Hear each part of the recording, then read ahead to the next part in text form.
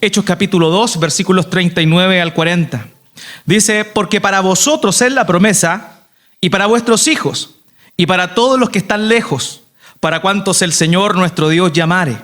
Y con otras muchas palabras testificaba y les exhortaba diciendo, sed salvos de esta perversa generación.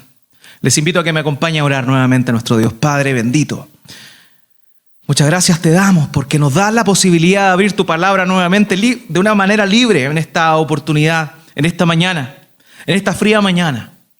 Te queremos pedir, mi Dios, que sea tu palabra encendiendo nuestro ser por completo, que encienda nuestra alma, que encienda nuestro ser, que nos llene de ti y que también eso traiga calor a nuestro cuerpo esta mañana. Padre, queremos rogarte que tú seas glorificado, que solo tú seas exaltado, mi buen Dios. Quiero pedirte que obres poderosamente en cada uno de los que estamos recibiendo esta palabra durante esta mañana. Padre, glorifícate. Glorifica a nuestro Señor Jesucristo. Que tu Espíritu Santo convenza de pecado, de justicia y juicio. Y también que nos ayude, nos enseñe y nos lleve a valorar cada día más la obra que nuestro Señor Jesucristo realizó en nuestro lugar. Padre, gracias te damos, mi Dios. Y oramos y presentamos todo esto a ti en el nombre de Jesús. Amén y amén. Amén.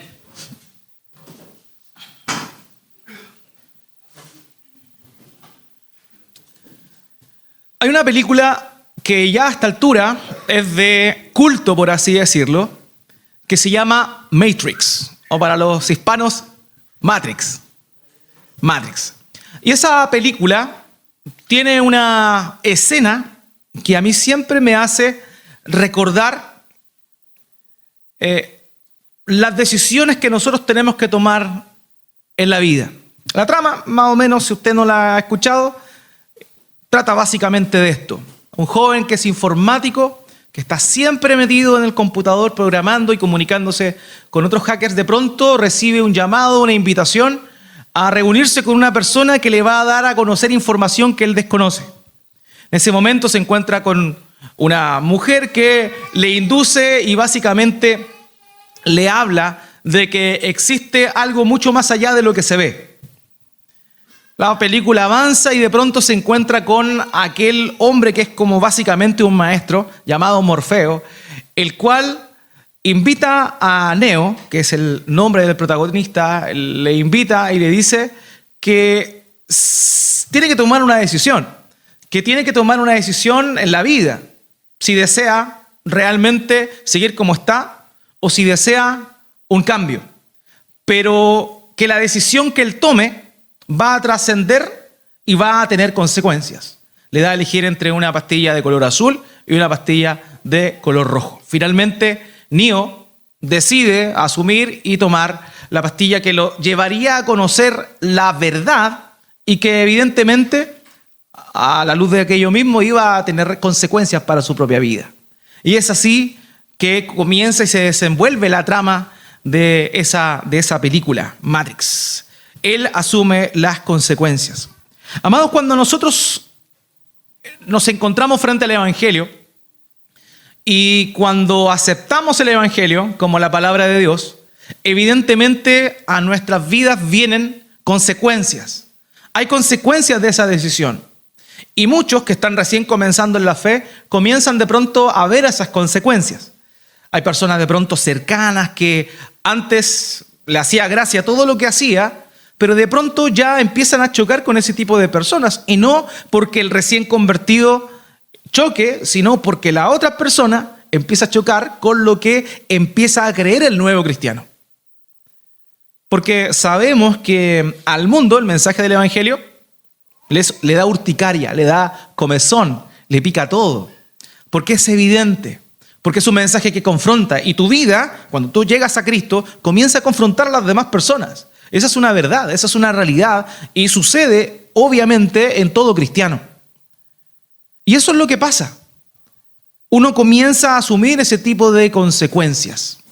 Uno comienza a recibir esas consecuencias que podrían llamarse o podrían catalogarse como negativas, pero también, sin duda, y los que llevamos un poquito más de tiempo en el Evangelio podemos dar fe, Son más los beneficios que recibimos con el mensaje del Evangelio que las cosas negativas que aparentemente puede traer a nuestras vidas. No olvidemos el contexto en el cual nos encontramos aquí en este episodio. El apóstol Pedro acaba de predicar, acaba de aprovechar la oportunidad y testificar de lo que estaba sucediendo en ese momento delante de una gran multitud. Había muchas personas que se habían aglomerado producto de ese evento tan sobrenatural que había acontecido en ese lugar donde ellos estaban reunidos. No olvidemos, estaban reunidos, el Espíritu Santo irrumpió y hubo un sonido intenso, y además de ello, las personas que estaban reunidas ahí comenzaron a hablar en idiomas que quienes estaban presentes comenzaron a distinguir. Y el mensaje que ellos predicaban era, básicamente, glorificaban a Dios por medio de esos nuevos idiomas. Estos hombres eran simples galileos. Los galileos eran personas muy poco consideradas, puesto que eran incultas. La mayoría se dedicaba a la agricultura, a la alfarería y también en el mejor de los casos, a la pesca. De manera que no era gente muy con un acervo cultural tan elevado. Y esa razón hacía que muchos los despreciaran. Entonces eso llamó la atención de los presentes y comenzaron a acercarse. Y bueno, Pedro comienza a predicar, habla acerca de Cristo, quién era Él, fue aceptado por el Padre. Y finalmente, luego de citar el Salmo 110 y desarrollar también la profecía de Joel capítulo 2, termina haciendo un llamado de atención a los presentes y les dice: ese Jesús a quien ustedes crucificaron, a Él Dios lo ha hecho Cristo y lo ha exaltado. Y eso es lo que vimos la semana pasada, produjo una respuesta en las personas que oyeron ese mensaje y le dijeron: varones, ¿qué haremos ahora? ¿Qué hacemos? Porque el mensaje del Evangelio debe ser recibido y tiene que la persona que la está recibiendo tomar una decisión al respecto. No es una cuestión que te deja indiferente. No olvidemos que lo que pensamos y vivimos en cuanto a la persona de Cristo finalmente es lo que va a dar lugar a la eternidad que pasaremos. La persona de Jesús es fundamental, porque dependiendo de lo que creemos y vivimos en función a la persona de Jesús, es que nuestra eternidad se va a vivir, o lejos de Dios o en la presencia de Él. Por tanto, estos hombres fueron confrontados con la figura del Señor y ellos respondieron: ¿qué haremos? Se compungieron de corazón, se sintieron muy tristes. La expresión denota que fueron traspasados por esa gran verdad. Y Pedro les responde diciendo: arrepiéntanse y bautícense en el nombre del Señor Jesucristo. Finalmente, ante esa respuesta, evidentemente, que marca dos elementos que la semana pasada revisamos bien, que son el arrepentimiento y la obediencia. El arrepentimiento y la obediencia son señales distintivas de aquel que es un discípulo de Cristo. Tú no puedes decir ser un seguidor de Cristo si tú no te arrepentiste y no continúas arrepintiéndote, y tampoco si no obedeces lo que el Señor Jesús ha mandado. Y ese es el problema por el cual mucha gente hoy está engañada pensando que es cristiana cuando en realidad no lo es. Porque creen que son cristianos porque creen en Jesús. Pero el hermano de nuestro Señor Jesucristo, quien en algún momento fue incrédulo, pero luego creyó, Santiago, dice en su epístola en el capítulo 2, ¿tú crees en Dios? Perfecto. Los demonios también creen y tiemblan. O sea, el creer en Jesús de ninguna manera te hace, tan solo por ese evento, una persona merecedora de la salvación. De hecho, nadie es merecedora de la salvación. Pero el hecho de creer en Jesús, en el Jesús histórico, e incluso el hecho de decir que Jesús es el Hijo de Dios, no te salva. No te salva. O no es garantía de que tú has sido salvado. Porque no es lo que nosotros hacemos lo que nos salva, sino lo que Dios hizo por nosotros a través de Cristo. Ahora, cuando Dios nos salva, eso comienza a reflejarse en una vida que poco a poco comienza a ser transformada. Nuestra vida comienza a ser transformada, de a poquito. En algunos casos damos saltos bien grandes en algunas áreas. Es evidente, nosotros nos sorprendemos de lo que Dios está haciendo porque es algo netamente sobrenatural. Pero hay otras áreas en las cuales Dios comienza a obrar, pero de una manera más pausada, con el fin de permitirnos siempre estar dependientes de Él. Ahora bien, eso es lo que sucede. Dios nos llama y no nos llama simplemente a creer, sino que nos llama para que para ser discípulos de Cristo podamos nosotros mantenernos continuamente en una actitud de arrepentimiento. Hermanos, lo definí la semana pasada, arrepentimiento no solo significa remorderse, implica también tener, escuche bien, una disposición al cambio. Porque ciertamente continuamos fallando a lo largo de los años. Continuamos pecando a lo largo de los años. Y eso no significa que no nos hemos arrepentido. Escuche bien, porque el arrepentirse evidentemente se traduce en una vida, pero tiene más que ver con una intención, que quiere dejar el pecado, que quiere ahora vivir una vida justa. Y ese es el punto, y eso es lo que Dios toma para trabajar en nuestras vidas y comenzar a transformarnos. Eso es lo que requerimos, arrepentimiento, pero también obediencia. Obediencia, debemos obedecer. Si no obedecemos, no somos verdaderamente discípulos del Señor. El Señor Jesús dijo en Juan 8:31, dijo, si ustedes permanecen en mis palabras, serán verdaderamente mis discípulos, conocerán la verdad y la verdad les hará libres. O sea, el ser un verdadero discípulo del Señor Jesucristo implica la obediencia, el permanecer en la palabra de Dios. El Señor Jesús, como lo hemos dicho semanas anteriores, no nos llamó para predicar el evangelio solamente, es parte de nuestra misión, pero también nos llamó a ser discípulos, es decir, a ser seguidores de Cristo. Y si usted está esta mañana acá, me imagino que es porque quiere ser un discípulo de Cristo, seguir al Señor, quiere abrazar el evangelio y vivir el evangelio, con todo lo que eso implica, asumiendo los costos y también sabiendo que será un camino lleno de baches, porque la verdad es que siendo cristiano, el camino no se te hace más fácil. No se te hace más fácil. Se te hace complejo en ciertas cosas. Pero aún así, el objetivo de vida que Dios te da por medio del evangelio es más trascendente y más importante y produce más beneficios que cualquier cosa que tú pudieses recibir en esta vida. Ahora bien, cuando el apóstol Pedro dijo esto, arrepiéntanse y bautícese cada uno de ustedes en el nombre de Jesucristo para, dice ahí en ese momento, en la condición para, dice, para que reciban el perdón de los pecados y reciban el Espíritu Santo. Ahora, eso es algo que sucedió exclusivamente en esa oportunidad. Hay que tenerlo claro. No es que las personas se arrepientan y recién reciban el perdón de pecados. Hay que entenderlo. Dios nos perdonó primero. Y nosotros, en un acto de respuesta que Dios hace en nuestras vidas, respondemos a ese llamado, pero ya hemos sido perdonados. O sea, en esa oportunidad, la recepción del Espíritu Santo era respuesta al mensaje del Evangelio. No olvidemos que el libro de los Hechos es un libro que nos muestra cómo van sucediendo los eventos, pero no describe cómo debería pasar. El día de hoy, esa fue la primera vez que el Espíritu Santo llegó a ese lugar e irrumpió y comenzó a permanecer en la vida de los creyentes. A partir de ese momento, toda persona que cree recibe el Espíritu Santo y también, ¿cierto?, debe obedecer en medida del tiempo el mandato del bautismo. Entonces, eso es básicamente lo que vemos acá. Fue algo que sucedió en ese momento, es un principio, ellos creyeron y recibieron después. Pero a partir de ese momento, nosotros creemos porque hemos recibido eso. Y es una respuesta natural del ser humano, no natural, más bien divina, en el ser humano ante el mensaje del Evangelio.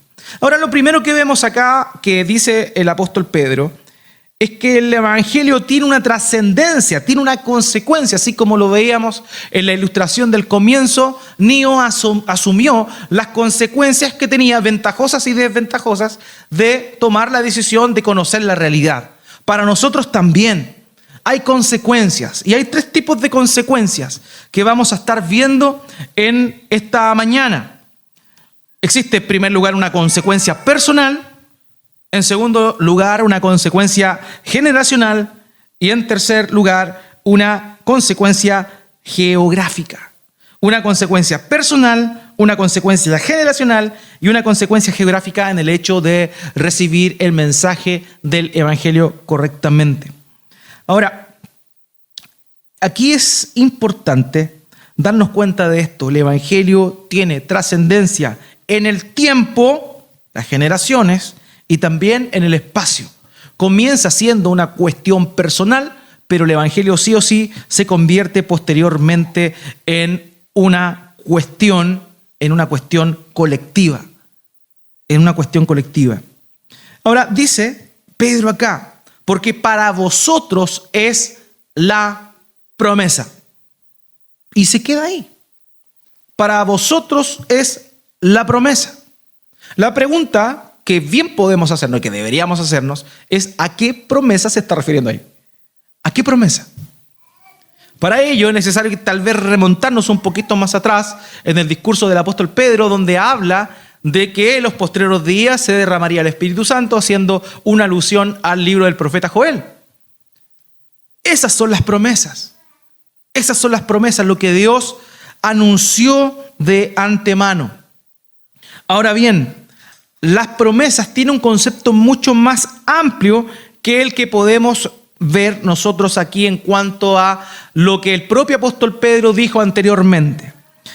La promesa tiene varias dimensiones. Promesa significa esto, hermanos: el compromiso que Dios hace con aquellos que son suyos.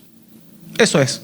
Las promesas de Dios son simplemente eso, los compromisos que Dios hace con nosotros. Y gracias a Dios que Él no es como nosotros. Porque nosotros podemos hacer muchas promesas, pero el cumplimiento de nuestras promesas es una incertidumbre tremenda, ¿o no? Prometemos y prometemos, pero muy pocas veces cumplimos lo que prometemos. No, el año que viene sí que sí nos vamos de vacaciones. Han pasado 5 y todavía no salen. Porque nuestras promesas van cambiando en el tiempo en función a ciertas eventualidades. Las externalidades afectan nuestros planes y nuestras promesas también. No, el otro año voy a cambiar el auto, te prometo que te voy a comprar un auto. Pero ¿qué pasó? Quedaste sin trabajo y no hay cambio de auto. Ahí quedó la promesa. Mientras que las promesas de Dios son distintas en naturaleza porque provienen de aquel que nunca cambia. Dios no cambia. Y como Dios no cambia, eso significa que sus promesas se mantienen fieles y firmes por siempre. Ahora, las dimensiones de las promesas de Dios podríamos nosotros considerar lo que son para los cristianos básicamente 3, hermanos. 3 tipos de promesas. La primera promesa es la promesa de la herencia. La promesa de la herencia. Dios nos promete una herencia. Esa es una promesa de Dios. En Romanos, capítulo 4, versículo 13, el apóstol Pablo dice: porque la promesa a Abraham o a su descendencia de que él sería heredero del mundo no fue hecha por medio de la ley, sino por medio de la justicia de la fe. Aquí el apóstol Pablo está explicando la promesa que Dios le hizo a Abraham y a su descendencia, pero está diciendo que ¿cuál era esa promesa? Que él sería heredero del mundo. Heredero del mundo. Y aquí es donde tenemos que entender esto. Anteriormente lo he dicho, pero nunca está de más volver a recordarlo. Amados míos, una de las promesas que tenemos en Dios no es que en la eternidad la pasaremos simplemente flotando en el aire, cantando santo, santo, santo junto con los ángeles. Esa no es la eternidad del cristiano. La eternidad del cristiano es en una nueva creación, en un nuevo cielo y en una nueva tierra. Estos mismos elementos que ustedes ven manchados por el pecado serán purgados, serán lavados con fuego, serán destruidos y será rehecha esta tierra. Por eso el Señor Jesucristo hablaba de la restauración de todas las cosas. Este planeta será restaurado. Este planeta será restaurado. Usted no va a ser un alma caminando, un pedacito de viento así que va a andar como lo representan los dibujos animados orientales, como una llamita de fuego azul. No. La eternidad no es espiritual, porque el ser humano no fue creado como espíritu. El ser humano fue creado como cuerpo y espíritu. Dice en Génesis que Dios sopló aliento en lo que había formado del polvo de la tierra y vino a ser el hombre un ser viviente.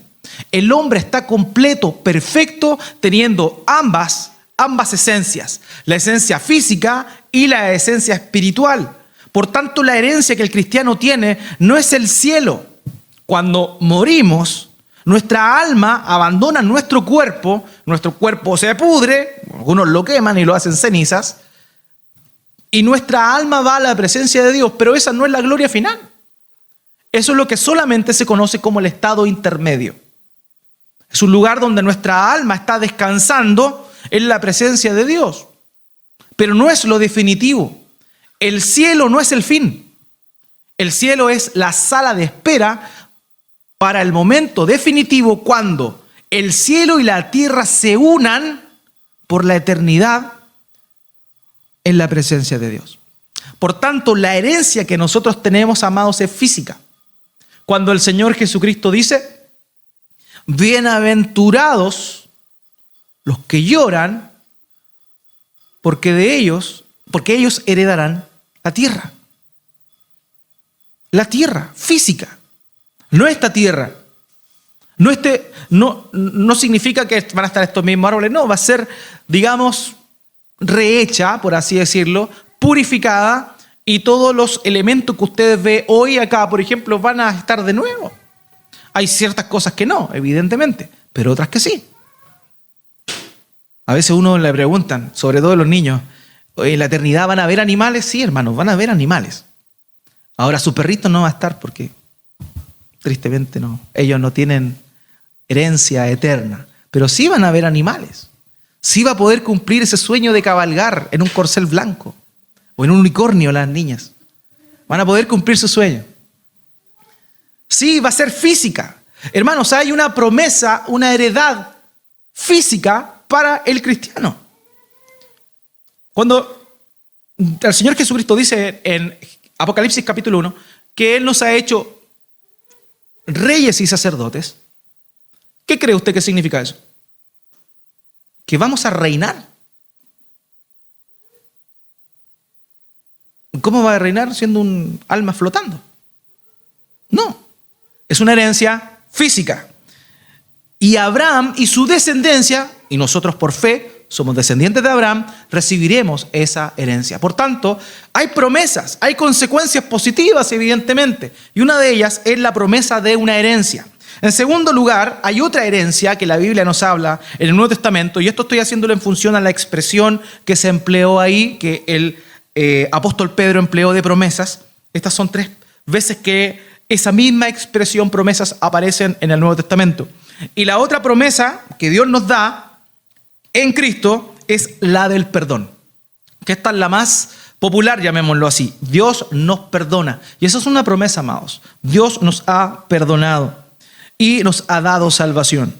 Gálatas capítulo 3, versículo 22, dice: pero la Escritura lo encerró todo bajo pecado, para que la promesa, que es por la fe en Jesucristo, fuera dada a todos los que creen. Haciendo alusión, evidentemente, aquí al perdón de los pecados. O sea, hay una promesa de una herencia física. También está la promesa que ya podemos nosotros experimentar, que es la del perdón del pecado. Y también la otra promesa es la promesa de la vida eterna. La vida eterna. Primera de Juan capítulo 2, versículo 25 dice: y esta es la promesa que Él mismo nos hizo, la vida eterna. Y ante este concepto, vida eterna, quiero una vez más ser claro en poder definir qué es lo que significa vida eterna. A veces nosotros pensamos que todas las personas tienen vida eterna, pero eso no es así. Ciertamente todas las personas vivirán eternamente, es decir, van a tener vida espiritual posterior a la muerte. No hay aniquilacionismo aquí. No es que las personas que son condenadas serán destruidas. No, van a permanecer con vida, van a tener vida. Sin embargo, esa vida que van a tener no es vida eterna. Porque según el propio Señor Jesucristo, en Juan capítulo 17, versículo 3, la vida eterna es que conozcan a Dios y a su Hijo a quien Él envió. Por tanto, la vida eterna no es algo que solamente experimentamos los cristianos en la eternidad cuando podamos compartir cara a cara con el Señor. No es solamente allá donde comenzamos a experimentar esa promesa. Ahora ya la experimentamos. Porque aunque parcialmente en esta vida, ya comenzamos a conocer a Dios. Comenzamos a conocer de su carácter, comenzamos a compartir con Él, a tener intimidad con Él, a tener comunión con Él. En ese sentido, nosotros ya estamos comenzando a experimentar la vida eterna. Sin embargo, falta obviamente lo que va a venir luego de la resurrección de entre los muertos, que es el estado eterno. Así que eso, amados míos, es importante que sepamos. Ya estamos experimentando la promesa del Espíritu Santo, pero cuando pasemos al estado eterno luego del juicio final, lo que sucederá será que cada uno de nosotros podrá experimentar, tener una comunión con Dios, estando ahí mismo en la presencia de Dios, porque Dios morará con nosotros. Esa es una gran promesa. Es una gran bendición, amado mío. Entonces, cuando el apóstol Pedro está diciendo esto, se está refiriendo, obviamente, contextualmente a eso, pero para nosotros también en aplicación están estas promesas que Él nos ha dado. Ahora, esta promesa, en primer lugar, como lo señalé, tiene una consecuencia personal. La primera parte del versículo 39 dice, porque la promesa es para ustedes. Es para ustedes. Es interesante aquí, lo dice en plural. Sin embargo, está apuntando evidentemente a una cuestión personal. Hay un dicho dentro de la jerga cristiana que dice más o menos lo siguiente: la salvación es personal. ¿Se la ha escuchado? No, que Él haga lo que quiera, total, la salvación es personal. Sí, es cierto, la salvación es personal, amados. Dios salva a personas, a individuos, pero no los salva para que sigan siendo individuos. Eso es algo importante que debemos notar. Dios nos salva, pero para que nosotros permanezcamos luego de eso en una comunidad. Entonces, sí hay un elemento individual. Dios salvó individuos. Como dice Isaías 53:11, el Señor Jesús vio la aflicción del fruto de su alma y quedó satisfecho. El fruto de la aflicción de su alma es la salvación de cada uno de nosotros, quienes por gracia hemos sido salvados. Pero eso es una cuestión que evidentemente el Señor Jesucristo vio de forma individual. Pero también Dios nos salva para hacernos partícipes de una comunidad. De una comunidad. Porque la promesa es para ustedes. Porque la promesa es para ustedes. Así que eso es lo que nosotros normalmente conocemos. Cuando le predicamos el evangelio a las personas, lo que hacemos es llevarlos a tomar una decisión. Incluso había una oración, o es lo que normalmente de forma popular se decía: ¿quieres recibir al Señor Jesús como tu Salvador personal? Era una expresión que normalmente se empleaba. Es cierto, es nuestro Salvador personal, pero Él nos salva para hacernos parte de un cuerpo, su novia. El Señor no es polígamo. Tiene una novia solamente y una esposa. De manera que Dios nos salva individualmente para hacernos parte de un cuerpo. Esa promesa es para ustedes, amados. El hecho de pertenecer a una comunidad de fe es vital, es necesario, es fundamental, se requiere. No necesitábamos los unos a los otros. Requerimos los unos de los otros. Nos servimos los unos a los otros. Nos apoyamos, nos perdonamos, nos soportamos. Todo lo que la Escritura señala que se debe vivir en una vida en comunidad. Por tanto, sabemos que eso es lo que nos espera. Somos salvos individualmente, pero para pertenecer a una comunidad de fe. Ahora bien, ese es el primer elemento, la salvación personal. Pero también hay otra consecuencia, y este es nuestro segundo punto, una consecuencia generacional. El versículo 39 dice: porque la promesa es para ustedes y para sus hijos. Para sus hijos. Amados, este punto es algo que tenemos que tener bien claro, sobre todo aquellos que somos padres y los que ya son abuelos también, para que comuniquen y enseñen también a sus hijos a que podamos vivir esta esencia de la promesa y consecuencia del Evangelio para las generaciones como corresponde. Porque la promesa es para ustedes y para sus hijos. Amado, yo lo he dicho hartas veces en este púlpito, que nuestros hijos no son salvos solo por el hecho de ser nuestros hijos y que nosotros seamos cristianos. Eso es una verdad. Dios no tiene nietos, Dios tiene hijos. Dios tiene hijos. Y para que ellos sean salvados por Dios, tienen que convertirse de sus pecados y recibir el Evangelio. Eso es parte fundamental de esto, amados. Ahora, he conversado con algunos hermanos a lo largo de los años que tuvieron la bendición, y entre comillas quiero decir, la bendición de haber sido criados en un hogar cristiano, desde pequeños tal vez, como algunos pentecostales le dicen, haber nacido en cuna de oro. Sin embargo, el hecho de haber crecido en un entorno evangélico o cristiano les causó una dificultad mayor en lo que se refiere a entender su identidad como hijos de Dios, si es que realmente lo eran o no lo eran. Muchos crecieron creyendo que la salvación básicamente es por osmosis. Es como que el niño viene a la iglesia, entonces es un niño bueno, entonces es un niño salvo. Eso es lo que normalmente se ha creído. Pero así como haciendo alusión, muchos creen que cuando un niño tiene papás chilenos y nace en Chile, es chileno.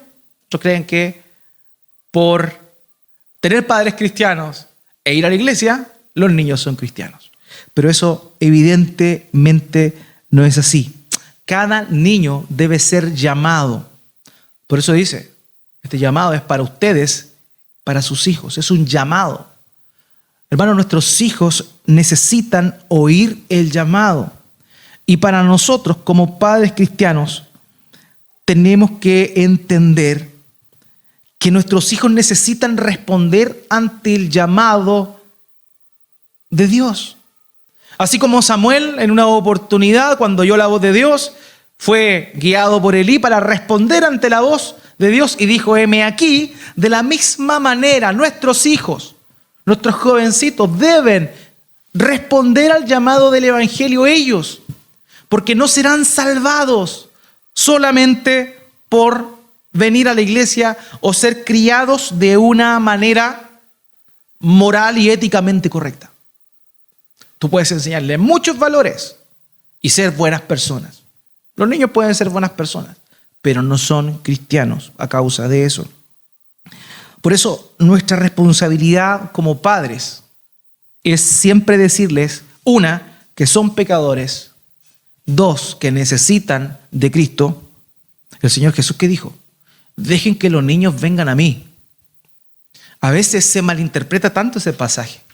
Y dicen, no ven, los niños son todos salvos porque Jesús llamó a los niños. No están leyendo bien el pasaje. Dice, dejen que los niños vengan a mí. Porque los niños necesitan a Jesús. Si estuvieran súper bien y si fueran angelitos, el Señor no hubiese dicho, dejen que los niños vengan a mí, porque no era necesario, si ya estaban listos. Los niños tienen necesidad de Cristo, porque también son pecadores. Nacieron en pecado. El Salmo 51, David dice, en pecado me concibió mi madre.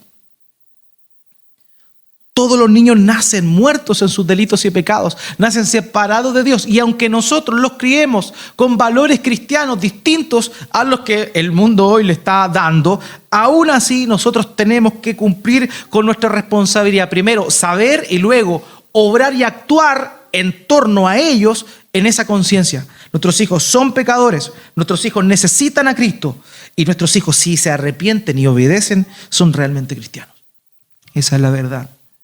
En ningún momento tenemos que asegurarles que son salvados por hacer cosas buenas, porque eso es lo que tristemente tiene a muchos cristianos de segunda generación, con esto me refiero a hijos de cristianos que crecieron asistiendo a la iglesia pensando que son cristianos por el hecho de que comparten la fe de sus padres.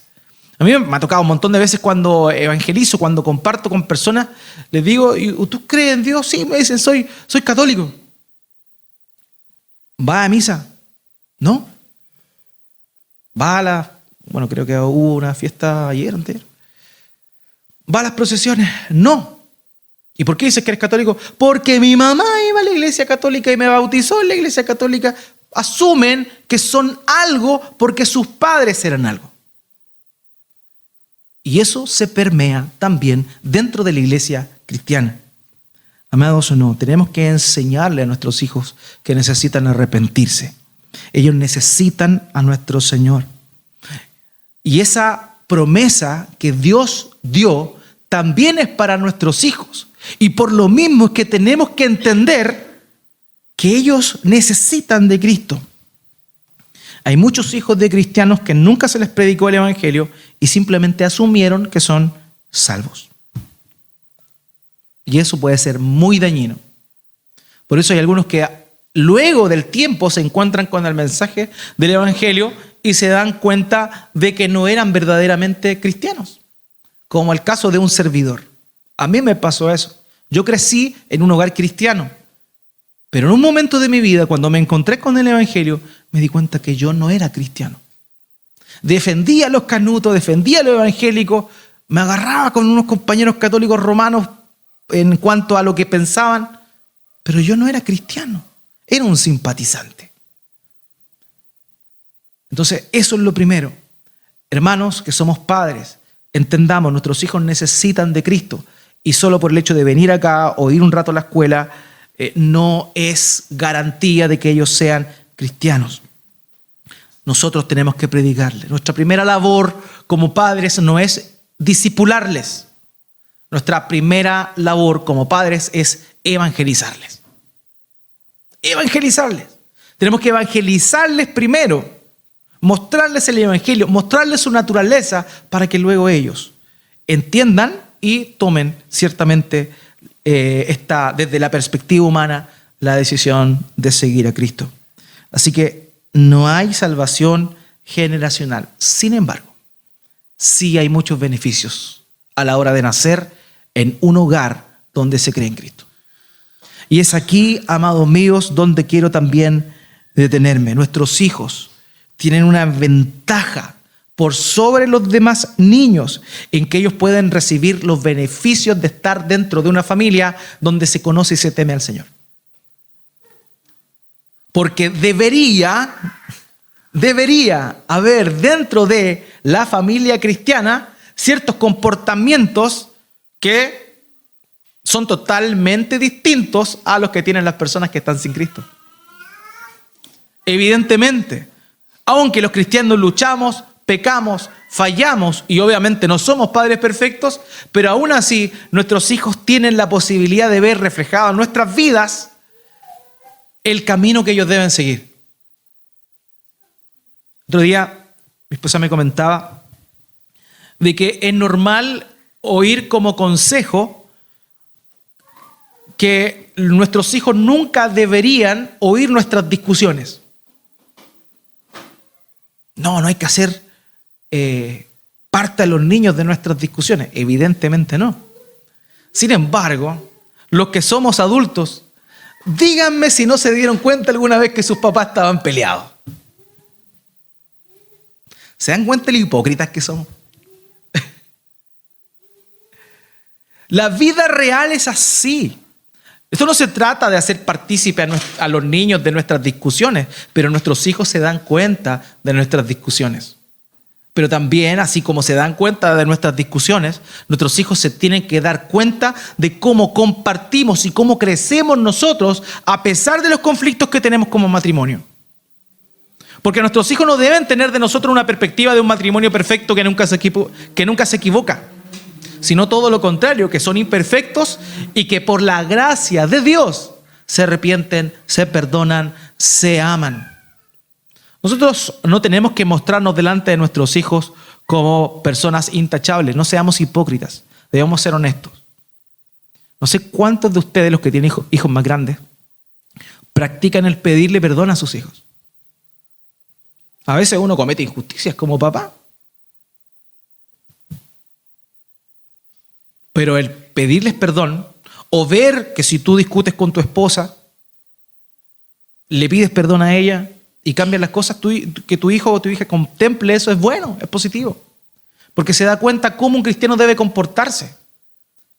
Somos pecadores, fallamos, pero nos arrepentimos, nos amamos y seguimos adelante. De manera, amados míos, que tenemos que saber que nuestros hijos reciben todas estas cosas como bendiciones. No tenemos que ser hipócritas. Porque eso es algo que también se da mucho. Muchos hijos de padres cristianos dicen lo siguiente, y esto es un comentario que yo he escuchado. No, mis papás van a la iglesia, se pegan en el pecho y después llegan a la casa y se insultan toda la tarde. Pero tú los veías ahí cantando, levantando las manos, llorando. Pero en la tarde se insultaron toda la tarde, son hipócritas. Ya no quiero ser así. Y muchas veces eso es una traba para que hijos de cristianos lleguen al conocimiento del Señor. Hermanos, tenemos que ser naturales. Nuestros hijos ven nuestras imperfecciones. ¿Cómo vamos a actuar? En arrepentimiento, dando ejemplo. Hermanos, ¿cómo vamos a enseñar el arrepentimiento a nuestros hijos si no nos ven a nosotros arrepintiéndonos? ¿Cómo van a aprender la obediencia si no nos ven a nosotros obedeciendo a Dios? Ese es el punto. Tenemos una gran responsabilidad y nuestros hijos tienen una gran bendición también. Pero ojo, cumplámosla bien y no seamos hipócritas. Seamos genuinos, reales. Mostremos nuestras debilidades, nuestra pasión, nuestro temor por el Señor de una forma genuina y no de una manera falsa. Porque hay bendición para quienes son hijos de cristianos. Hay bendiciones. Incluso si no son salvos, hay bendiciones. Por lo menos van a tener un modelo y van a ser buenas personas. Esa es una de las cosas que, ves que puedo conversar con padres, les digo. ¿Sabes una cosa? La salvación es del Señor. Dios salva. Yo tengo 5 hijos. El anhelo de mi corazón es que mis 5 hijos sirvan, amen al Señor toda su vida.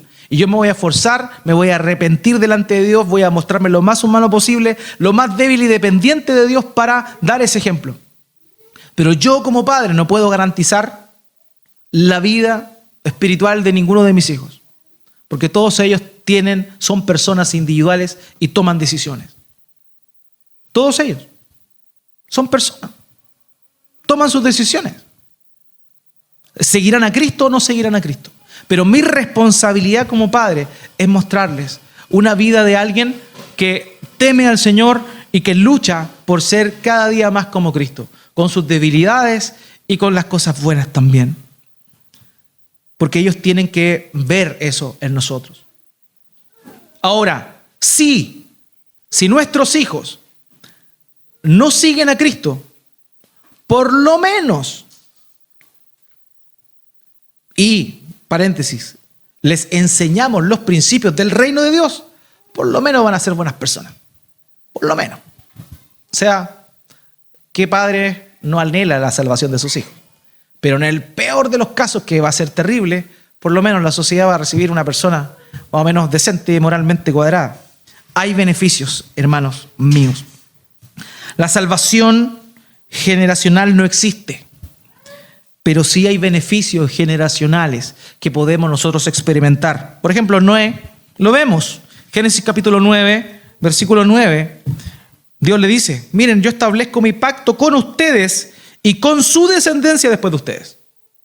El pacto de Dios fue con ellos y con su descendencia. Es decir, ellos iban a experimentar los beneficios del pacto que Dios hizo, la promesa que Dios le hizo a Noé. Hasta el día de hoy, nosotros somos descendientes de Noé, hasta el día de hoy no hemos visto este mundo inundado nuevamente. ¿Cierto? No, porque esa es una promesa que Dios hizo. Con Abraham también lo vemos. Génesis capítulo 13, versículo 15. Dios le dice a Abraham, pues toda la tierra que ves te la daré a ti y a tu descendencia para siempre. Una promesa que le hizo una persona, pero cuyas consecuencias positivas arrastraron también a su descendencia. Lo mismo vemos con David, por ejemplo, Salmo 18:50. Grandes victorias da él a su rey y muestra misericordia a su ungido, a David y a su descendencia para siempre. O sea, cuando Dios nos salva, amados, la salvación es personal, pero también hay beneficios para nuestra familia por el solo hecho de que nosotros hemos sido salvados. Y ya lo mencionaba anteriormente. Ahora bien, también eso da lugar, y hay una promesa maravillosa en Isaías 44:3 que dice, porque derramaré agua sobre la tierra sedienta y torrentes sobre la tierra seca, derramaré mi espíritu sobre tu posteridad y mi bendición sobre tus descendientes. O sea, aquí también habla de la promesa de que Él va a salvar a los descendientes. Ahora sabemos, lo insisto, nuestros hijos no son salvados por venir a la iglesia, nuestros hijos necesitan encontrarse con Cristo. Ahora el anhelo de nosotros es evidentemente que eso ocurra y lo antes posible. De manera que el hecho de ser cristianos y tener descendientes tiene consecuencias positivas y tienen ventajas que tristemente, amados, muchas veces no aprovechamos. Por eso es que tenemos que ser responsables. Amados, nuestros hijos están recibiendo un continuo bombardeo por todos lados, de un montón de cosas, y tristemente muchos de nosotros estamos dormidos en otras tantas más. ¿Por qué? Porque apelamos a su inocencia. He conversado con hermanos que de pronto dicen, oye, no es bueno hablar de esto con los niños porque ellos no están preparados todavía para escuchar ese tipo de cosas. Yo me río en su cara. No me río en su cara, pero de verdad digo, está mal. Porque el mundo no tiene consideración con tus hijos. No tiene consideración. En otros países, drag queens, ¿sabes lo que son las drag queens? Hombres vestidos de mujeres, travesti, pero a destajo, van en la época preescolar. No estamos hablando ni siquiera de kinder, pre-kinder, 3, 4 años. Van a visitarlos para hablarles de identidad de género.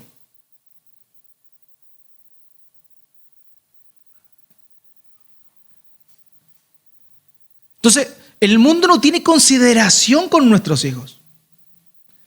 Pero nosotros somos dados a dilatar ciertas conversaciones porque pensamos que los niños no están todavía capacitados para ver eso. ¿Cómo le voy a hablar a mi hijo del diablo y que lo quiere destruir? ¿Cómo voy a hablarle de eso si es un niño y no entiende?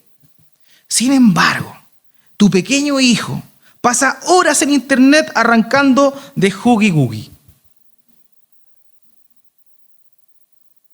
Pero no le quieres hablar de la maldad.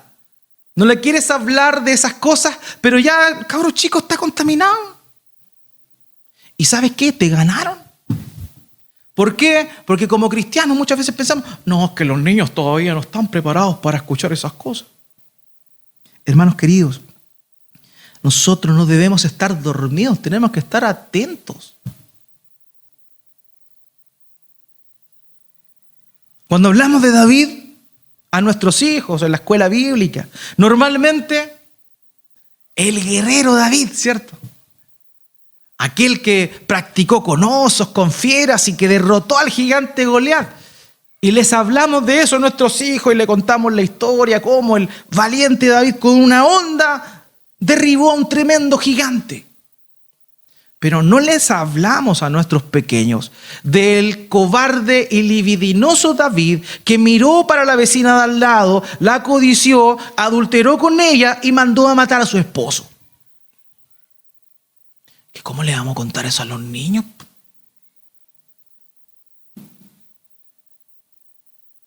¿Ustedes se han sentado a ver un rato los dibujos animados que ven sus hijos? Las cosas que salen ahí. Netflix es un bombardero continuo ante cuestiones de este tipo. ¿Cómo muestra a la familia?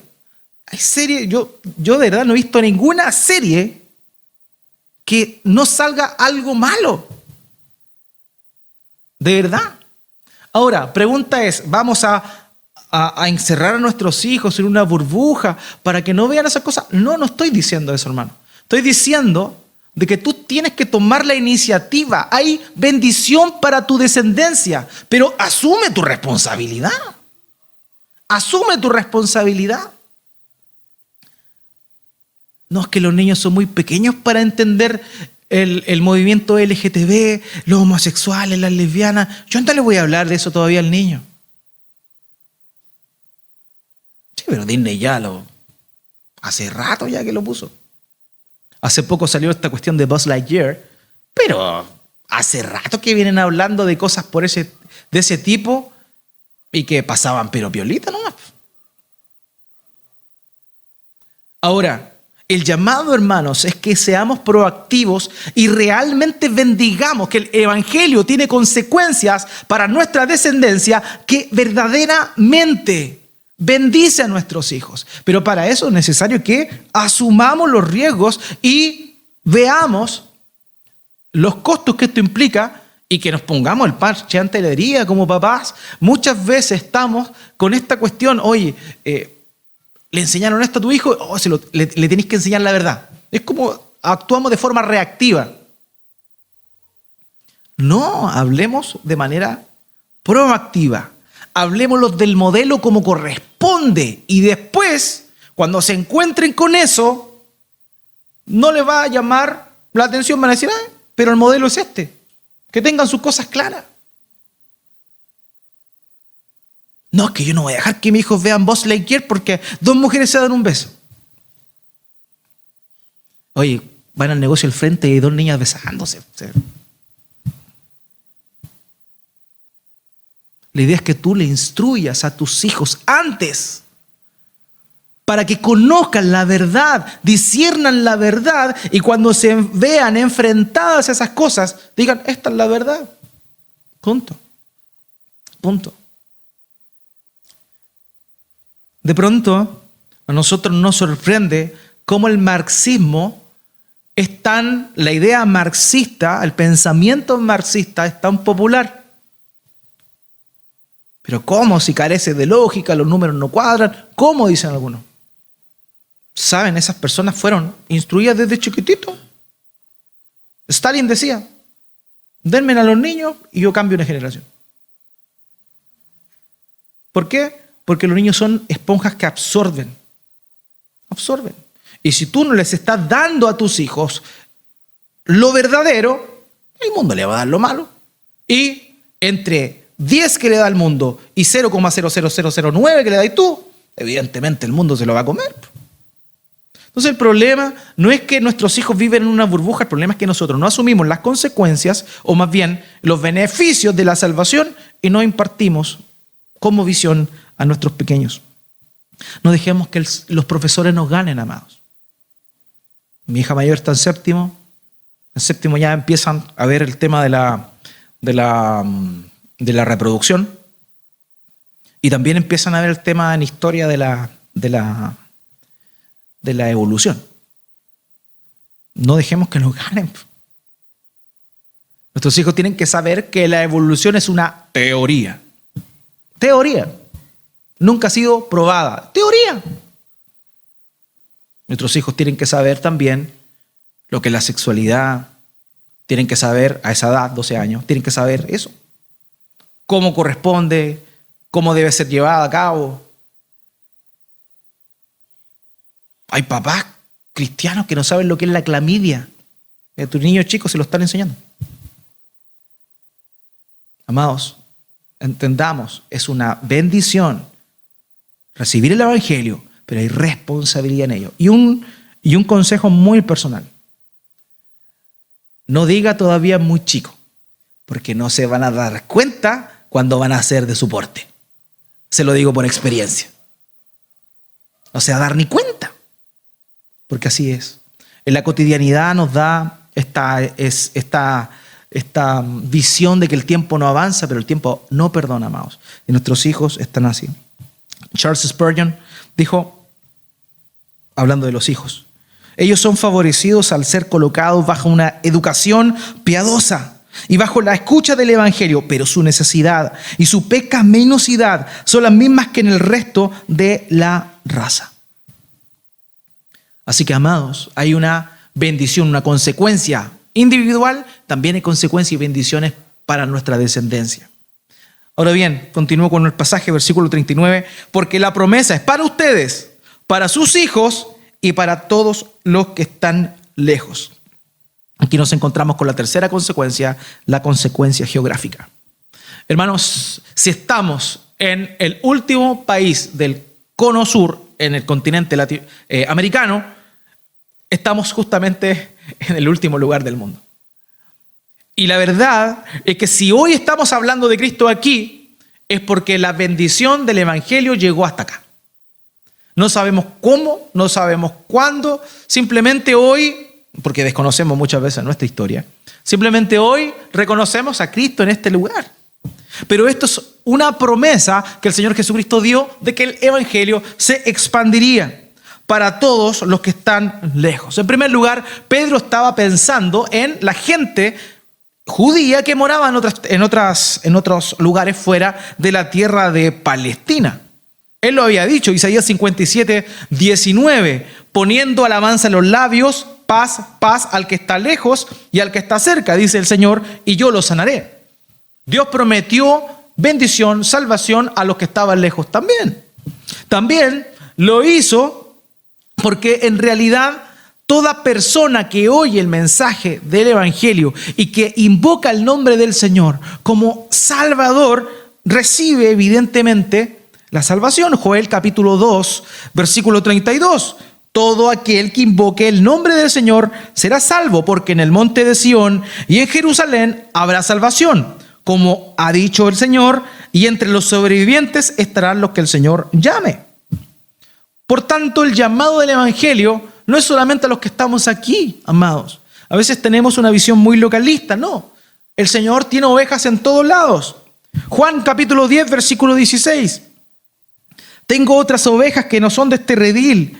A esas también yo debo traerlas y oirán mi voz y serán un rebaño con un solo pastor. Hay ovejas que están por ahí que necesitan oír el mensaje de Cristo. ¿Cómo van a llegar ahí el mensaje del Evangelio? Contigo, conmigo, predicando el Evangelio. Bueno, seamos realistas. Vayámonos a los pueblitos que están aquí cerca. ¿Cuántas iglesias sanas hay en la ciudad de Taltal? ¿Saben ustedes? O en el pueblo de Taltal, es ciudad. ¿Tienen municipalidad, cierto? Sí. Disculpen mi ignorancia. Llevo 5 años acá y todavía no conozco bien todo.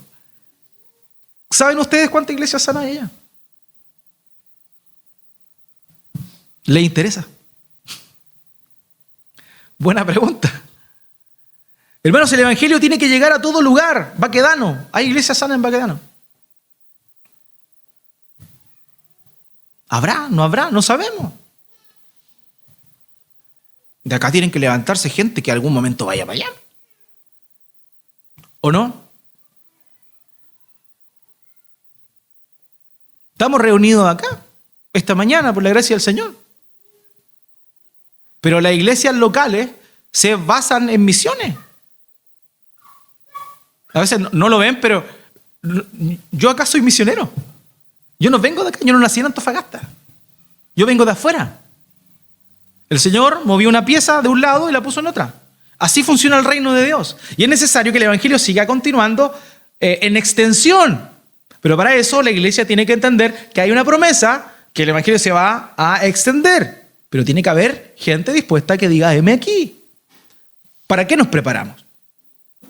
Para conocer más al Señor, para seguir a Jesús. Pero como decíamos, y mi hermano Javier oraba, que seamos discípulos que hacen discípulos. Podemos seguir a Cristo, pero ¿qué más? ¿Estoy haciendo la labor verdaderamente? ¿Estoy predicando el Evangelio? Tal vez no. O tal vez sí, pero estoy haciendo discípulos. Estoy llamando a la gente a seguir a Cristo. Es tu misión, es la mía. Amados, es necesario que nos demos cuenta de que hay una extensión geográfica también en esto. Gente de todo pueblo, lengua y nación.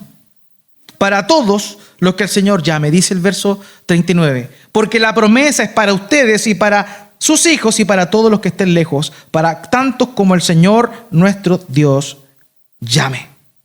Hermano, la salvación es del Señor, pero es Dios el que está llamando a la gente. Hay un elemento desde la perspectiva del ser humano, que es nuestra respuesta ante el mensaje del Evangelio, y hay otro lado, que es el de la voluntad de Dios. Dios salva a quien quiere. En nuestro plano, soy yo el que toma la decisión de seguir a Cristo. En el plano de Dios, es Dios el que me llamó y me despertó, me abrió los ojos, me dio vida para que yo responda ante el mensaje del Evangelio. Dos cosas, dos dimensiones distintas. Yo respondo al Evangelio, soy responsable, por eso nadie es inocente de perderse, porque todos son responsables, pero es Dios quien salva. Es Dios quien salva a todos los que Él llame. Si Dios te ha llamado a ti, amado, amada, de verdad agradece al Señor y sé fiel. Y vive las consecuencias maravillosas que tiene el hecho de creer en el Evangelio. Salvación para ti, hacerte parte de un cuerpo, bendición para tus hijos y salvación para tus hijos también. Eres tú alguien que puede ser usado para que tu hijo o tu hija conozca a Cristo, y también para traerle el beneficio de que vea cómo es una familia que está siendo transformada por la obra de Dios. Todo esto es para quienes el Señor llame, porque nunca olvidemos que la salvación es del Señor. Hay un elemento humano, todo el que invoque el nombre del Señor será salvo, pero hay un elemento también divino, que es el que es salvo, es aquel a que Dios llama. En Hechos capítulo 13, versículo 48, dice esto. Y note el tenor de las palabras. Oyendo esto, los gentiles se regocijaban y glorificaban la palabra del Señor, y creyeron cuantos estaban ordenados a vida eterna. ¿Escuchó bien? Creyeron, ¿quiénes? Los que estaban ordenados a vida eterna. ¿El ser humano es responsable? Sí, desde la perspectiva humana. ¿Tiene que tomar una decisión de seguir a Cristo? Sí. O la decisión de rechazar a Cristo. Es responsable. Pero desde la perspectiva divina es Dios quien llama y Dios quien salva. Y ese llamado, esa invitación al Evangelio es la cual nosotros nos ha hecho partícipes también. Las consecuencias del Evangelio es recibir estas bendiciones. Es recibir estas bendiciones. Ahora, hermanos míos, la salvación no solo tiene efectos futuros, sino también presentes. Las personas son salvadas de las consecuencias también de su propio tiempo. Pedro le dijo en el versículo 40, él dice en el versículo 40, y con otras muchas palabras testificaba y les exhortaba diciendo, sed salvos de esta perversa generación. La salvación tiene elementos futuros, evidentemente, pero también tiene elementos presentes. Y uno de esos, amados, es ser salvos de esta generación maligna y perversa. Así dice el texto. Perverso literalmente significa torcida. Dígame si la generación actual no está torcida y perversa. A lo bueno le llama malo, a lo malo le llama bueno, a lo injusto le llama justo, a la mentira le llama verdad, y así sucesivamente podemos ver cómo la modernidad ha permeado toda área de la vida. Cuando el Señor Jesucristo dijo, sean salvos de esta generación, o sea, ser salvos de esta generación, el Pedro lo dice, está haciendo cita de unas frases que el Señor Jesucristo normalmente empleaba. Por ejemplo, en Lucas 9:41, Él llamó así a los que estaban presentes, les dijo, oh generación incrédula y perversa, ¿hasta cuándo he de estar con ustedes y he de soportarlos? Trae acá a tu hijo, le dijo. Generación incrédula y perversa, la perversidad está ligada a la incredulidad. Hermanos, Dios nos salvó para que seamos salvos de la presente incredulidad que hay en el mundo. La gente incrédula. Él nos salvó y esa salvación implica muchas cosas. Pero tener una vida distinta a la que la gente tiene en función a su naturaleza ligada al príncipe de este mundo es aquello de lo cual nosotros hemos sido salvados. La gente es esclava del pecado. La gente es esclava. Nosotros caemos, sí, pero legalmente ya no somos esclavos. El problema es que nos esclavizamos al pecado haciendo aquello y abrazando aquello de lo cual Dios nos salvó. Dios nos liberó. Pero ya hemos sido libres de eso. Pero la gente está esclava del pecado. La gente está todavía así. Debemos entender que el cristiano es llamado para tener una vida distinta también a los de fuera. Distinta. A los cristianos de la iglesia primitiva se les llamaba ateos. Sí, suena como paradójico que le digan ateo a un cristiano. Ateos porque no se olviden que en ese tiempo, en el tiempo del Imperio Romano, el politeísmo era lo normal. Entonces, creer en un solo Dios era ser ateo. Y también se les acusaba a los cristianos de realizar incesto. Tremenda blasfemia. ¿Y saben por qué se le acusaba a los cristianos de tener prácticas inmorales? Porque se llamaban hermanos. Como personas que no estaban ligadas con sangre se llamaban hermanos. Tienen incesto entre ellos y son hermanos. Y esas acusaciones se hacían. Pero no se les acusaba de otro tipo de cosas. Todas las acusaciones eran falsas. Así debería ser con nosotros también. Se nos puede acusar de retrógrada, de vivir bajo principios arcaicos y ese tipo de cosas. Y honestamente, no sé qué es más retrógrada. Vivir el modelo original de Dios o vivir de alguna manera un modelo que ha estado también desde el principio del mundo. No olvidemos que de los 12 emperadores romanos, solo uno no tuvo prácticas de homosexualidad, por ejemplo. Eso no es moderno, eso es súper antiguo, por ejemplo. Entonces, ¿cuál es nuestro llamado? Nuestro llamado es a ser salvos de esta generación. Ser salvos, ya no vivimos, estamos cierto bajo la influencia de este mundo, pero no debemos permitir ponernos bajo el yugo de este mundo. ¿Debemos respetar lo que los demás piensan? Claro que sí, pero tampoco debemos dejarnos aplastar por lo que pensamos, por lo que creemos, por lo que vivimos. No debemos hacer eso. Tenemos que ciertamente separarnos de las personas desmarcarnos en cuanto al pensamiento. Si Dios nos llamó, nos salvó, Él lo hizo para santificarnos. Eso significa ser santo. La primera connotación del concepto santo es ser apartado para Dios de forma exclusiva. Ya no pienso como el mundo, pienso como Dios quiere que piense. Ya no vivo como el mundo, vivo como Dios quiere que viva. Dios me salvó de mi muerte espiritual para darme un propósito y darme vida. Porque Dios quiere, hermanos míos, que nosotros resplandezcamos en medio de esta generación perversa. Filipenses capítulo 2, versículo 15. Para que sean irreprensibles y sencillos, hijos de Dios sin tacha, en medio de una generación torcida y perversa, en medio de la cual ustedes resplandecen como luminares en el mundo. Hermanos, qué tremendos beneficios tenemos de oír el mensaje del Evangelio. La salvación tiene tantas implicancias para nosotros, promesas tremendas que debemos experimentar, que debemos vivir, pero todas ellas ¿bajo qué? Bajo el único y maravillosa obra que nuestro Señor Jesucristo hizo por nosotros.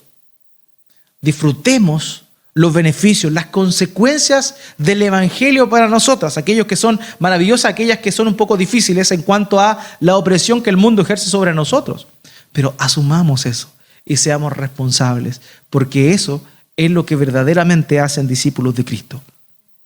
Si el Señor nos llamó, Él nos bendijo, nos dio promesas, las cuales debemos vivir, pero ante las cuales también tenemos que ser responsables y responder el día que nos encontremos con nuestro Señor Jesús más adelante en la eternidad, porque Él nos salvó, Él nos llamó por su pura gracia para que recibamos estos tremendos y exclusivos beneficios. Cristo derramó su sangre por eso. Esas son las consecuencias que deberían tener para nosotros vivir el Evangelio. Agradezcamos a Dios, amados. Vivamos esas consecuencias a concho para la gloria de nuestro Dios, quien envió a su Hijo Jesús a morir por nosotros para darnos de estos beneficios. Oremos a nuestro Dios.